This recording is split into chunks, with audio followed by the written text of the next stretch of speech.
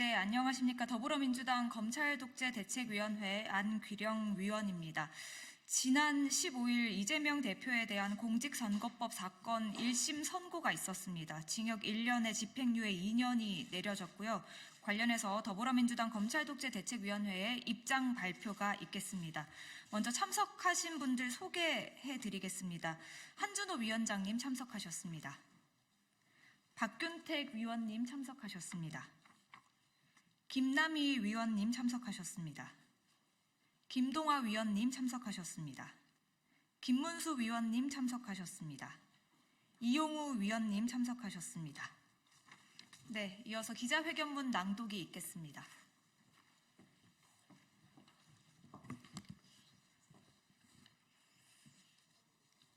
저희 검찰독재대책위원회는 이번 판결에 대해서 검찰이 조작한 거짓과 궤변을 전제로 하지도 않은 말을 판결한 것이다, 이렇게 생각을 하고 있고, 이재명 대표에 대한 무죄를 확신합니다. 준비된 기자회견 진행하겠습니다. 서울중앙지법 형사합의 34부 한성진 부장판사, 주심 이학인 판사, 배석의 박명 판사. 34부는 15일 이재명 대표의 공직선거법 사건에 대해 징역 1년에 집행유예 2년을 선고했습니다. 윤석열 정치검찰은 사건 조작과 억지 기소를 통해서 이재명 대표에 대한 사법살인을 시도했고, 재판부는 재판 과정에 밝혀진 진실은 외면한 채 검찰이 왜곡 날조한 기소 내용에 의존한 정치 판결을 했습니다.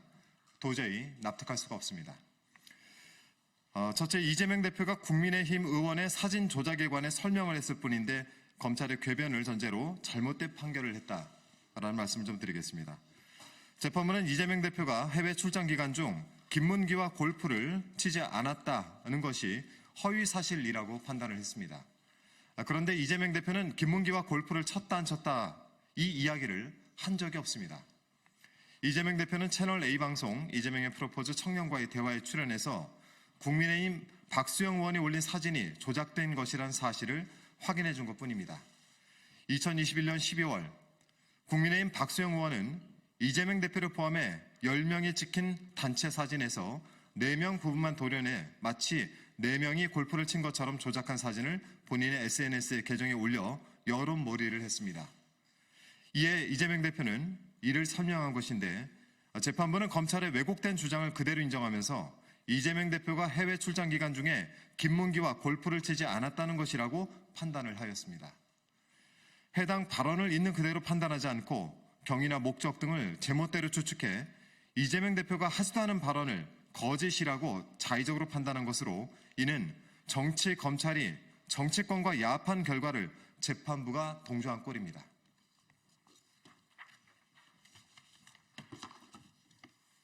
둘째, 백현동 관련해서 이재명 대표가 실제로 하지도 않은 말을 왜곡해 기소한 검찰의 주장을 그대로 인정하여 유죄로 판단하였습니다. 심각한 오판입니다.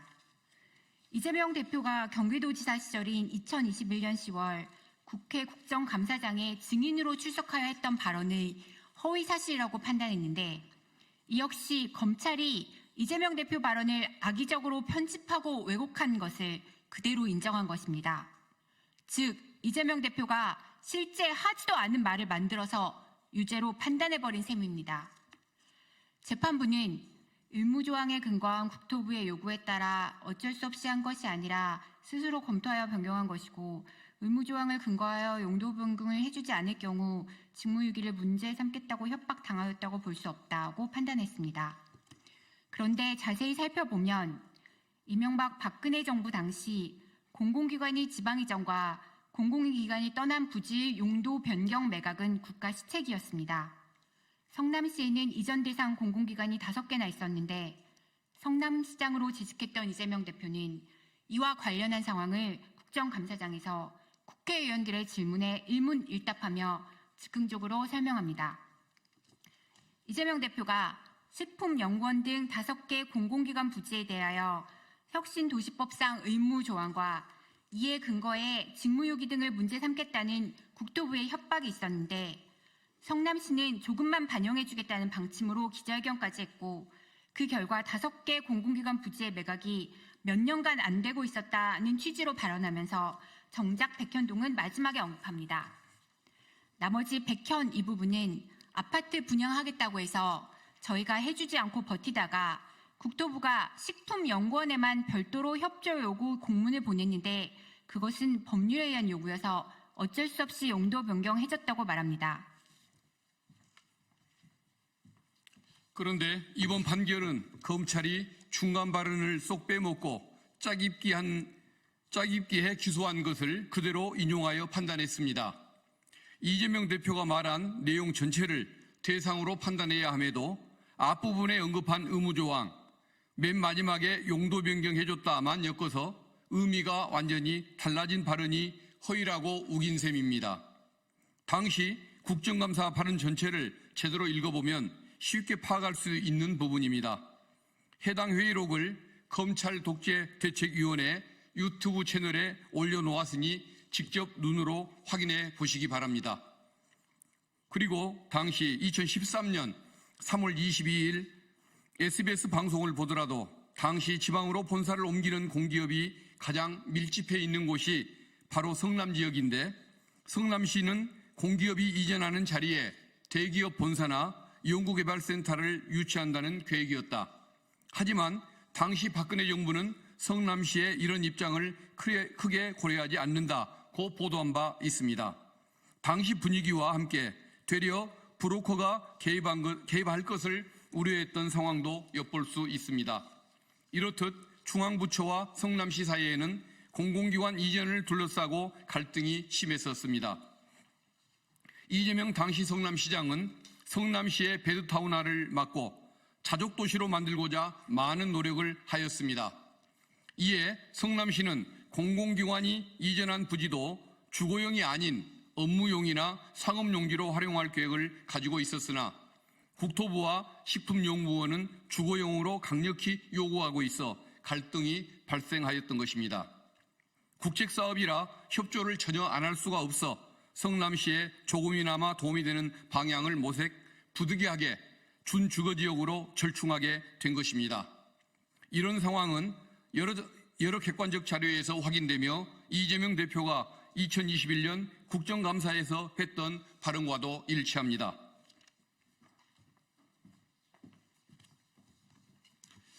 셋째, 당시 정부가 성남시를 압박한 것은 명백한 사실이고 주관적 판단은 공직선거법으로 처벌할 수 없습니다.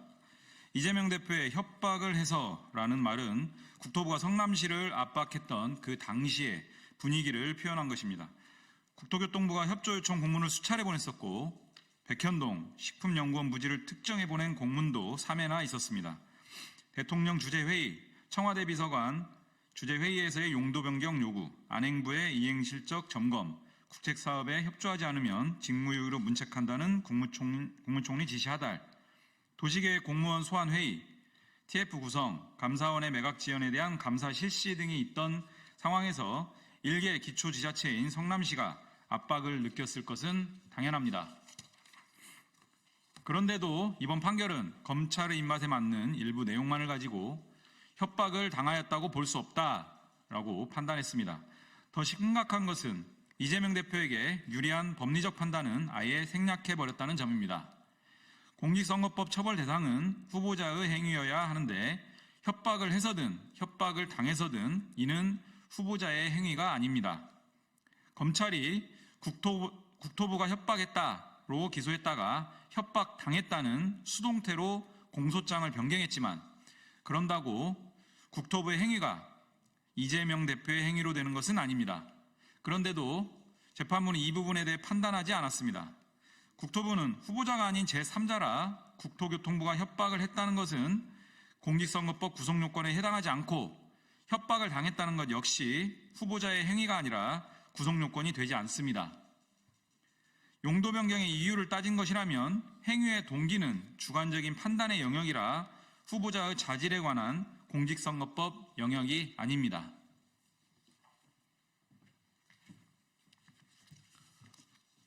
이번 판결은 대법원 판결과 헌법재판소의 결정에도 정면으로 배치되는 판결입니다.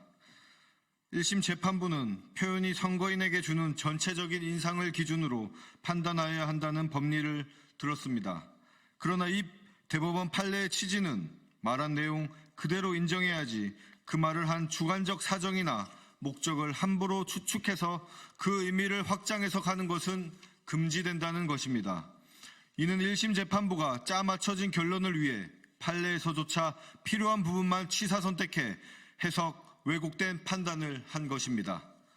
또한 헌법재판소는 해당 공직선거법 조항의 행위는 후보자의 자질, 능력과 관련된 것으로 한정된다는 결정을 한 바 있는데 이번 판결에서 이재명 대표를 유죄로 판단한 부분은 모두 이에 해당한다고 볼 수밖에 없습니다.